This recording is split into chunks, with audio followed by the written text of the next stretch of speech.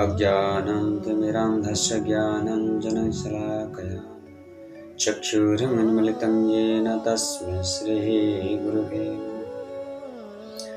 नमो विष्णुपादाय कृष्णप्रेष्ठाय भूतले श्रीमते भक्तिवेदान्तस्वामिनिति नामिने नमस्ते सारस्वती देवी गौरवाणी प्रचारिणी निर्विशेषशून्यवादी पाश्चात्यदेशतारिणी नारायणं नमस्कृतं नरं चैव नरोत्तमं देवी सरस्वती व्यासं ततो जयमुदीरये मूकं करोति वाचालं पङ्गुं लङ्घयते गिरिः यत्कृपातमहं वन्दे परमानन्दमाधवं वञ्चाकल्पतरुभ्यश्च कृपा सिन्धुभ्यैव च पतितानां पावनेभ्यः वैष्णवेभ्यो नमो नमः। जय श्री कृष्ण चैतन्य प्रभु नित्यानंद श्री अद्वैत गदाधर श्रीवासादि गौर भक्तवृंद।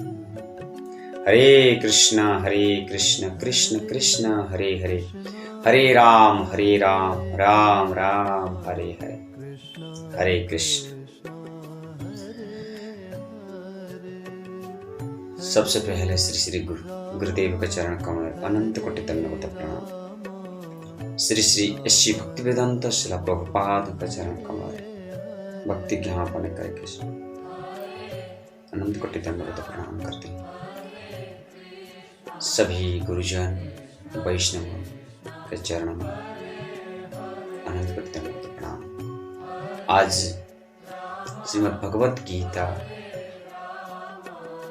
एवं श्रीमद् भगवत गीता साक्षात भगवान की वाणी, भगवान श्री कृष्णचंद्र की वाणी, और इस श्री कृष्णचंद्र वाणी से पंचम अध्याय से भगवान क्या समझाते हैं अर्जुन को।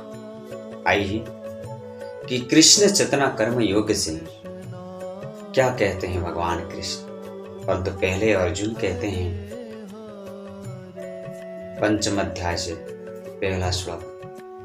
अर्जुन कहते हैं हे भगवान, हे कृष्ण, संन्यासं कर्मणां कृष्ण पुनर्योगं च संससि यच्छ्रेययतयोरेकं तन्मे ब्रूहि सुनिश्चितम्। संन्यासं कर्मणां कृष्ण पुनर्योगं च संससि यच्छ्रेययतयोरेकं तन्मे ब्रूहि सुनिश्चितम्। हे कृष्ण, हे गोविंद, हे माधव, पहले आप मुझसे कर्म त्यागने के लिए कहते हैं और फिर भक्ति पूर्वक कर्म करने का आदेश देते हैं। तो क्या आप अब कृपा करके निश्चित रूप से मुझे बताएंगे कि इन दोनों से कौन अधिक लाभप्रद है। अर्जुन थोड़ा कंफ्यूज हो गया। पहले भगवान कृष्ण कर्म त्याग करने के लिए कह रहे हैं और बाद में भक्ति पूर्वक कर्म करने के लिए बताते हैं। तो ये दो कर्म रहते हैं। भगवान उत्तर देते हैं, भगवान श्री कृष्ण उत्तर देते हैं, ये अर्जुन, मुक्ति के लिए तो कर्म का परित्याग तथा भक्तिमय कर्म दोनों ही उत्तम है, किंतु इन दोनों में से कर्म के परित्याग से भक्ति युक्त कर्म श्रेष्ठ है। कर्म परित्याग करने से ही भक्ति युक्त होके कर्म करना ही श्रेष्ठ है। जो पुरुष ना तो कर्म फलों को घृणा करते हैं और ना कर्म फल की इच्छा करते हैं, वो नित्य सन्यासी जाना जाता है। हे महाबाहो, हे अर्जुन, ऐसे मनुष्य समस्त द्वंद्व से रहित होकर भवबंधन को पार करना पुण्यतः मुक्त हो जाता है। भक्ति में लगे बिना केवल समस्त कर्म का परित्याग करने से कोई सुखी नहीं बन सकता,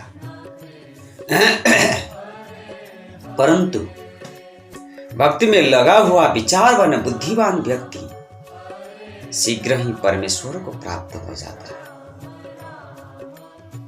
भगवान श्री कृष्ण कहते हैं सप्तम श्लोक पंचम अध्याय से सप्तम श्लोक कहते हैं योग युक्त विशुद्धात्मा विजितात्मा जितेन्द्रिय सर्वभूतात्मा भूतात्मा कुर्वन्नपि न लिप्यते हैं।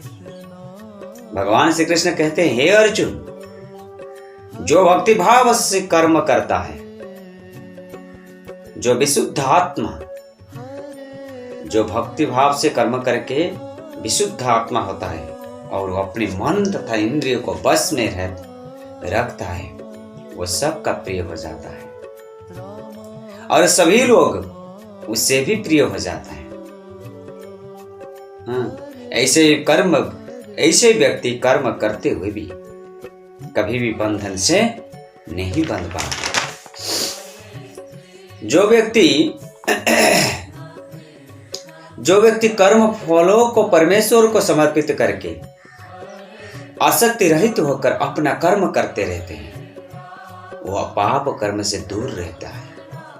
जिस प्रकार कमल का पत्र जल में रहकर भी जल को स्पर्श नहीं करते, ठीक है से योगी जीवन आसक्ति रहित होकर शरीर, मन, बुद्धि तथा इंद्रिय के द्वारा भी केवल शुद्धि के लिए कर्म करते हैं।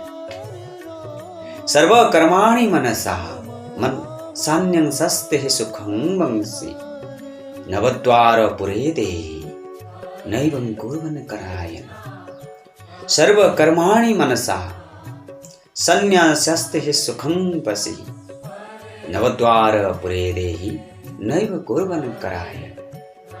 भगवान श्री कृष्ण कहते हैं हे अर्जुन, जो कि जब ये देहधारी मानव, ये जीवात्मा अपनी प्रकृति को वश में कर लेता है और मन से समस्त कर्म का परित्याग कर देते हैं, तब ये 9 द्वार वाला नगर में बिना कुछ किए कराए सुखपूर्वक रहता है।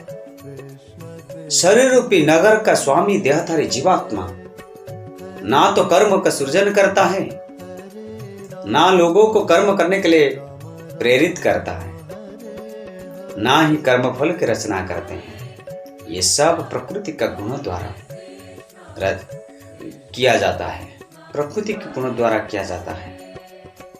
परमेश्वर ना तो किसी को पाप ग्रहण करते हैं ना पुण्य। हे अर्जुन, ये भक्तिमय योग सबसे महान है, इसलिए भक्ति योग रहित होकर कर्म करना श्रेष्ठ है। हरे कृष्ण।